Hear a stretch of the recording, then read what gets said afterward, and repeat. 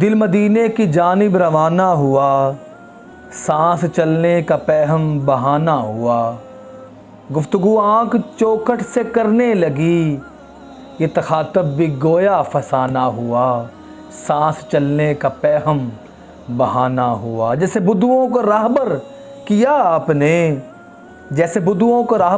آپ نے، گرتے پڑتوں کو ایسے اٹھانا ہوا، سانس چلنے کا پیہم بہانہ ہوا۔ ہوش اس کی حقیقت کی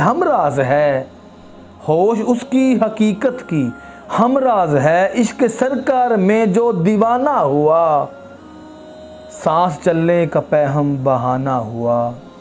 وقت حاضر میں لگتے ہیں اب بھی مکیں، ان کو آئے بلا شک زمانہ ہوا، سانس چلنے کا پیہم بہانہ ہوا۔ آنکھ میں شہر طیبہ کی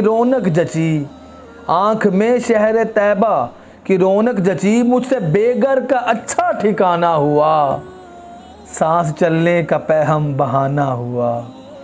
اے عدیل ان کے ہونے سے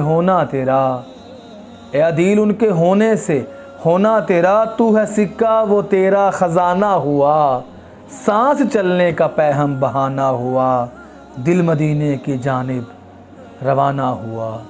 صلی اللہ علیہ وآلہ وسلم۔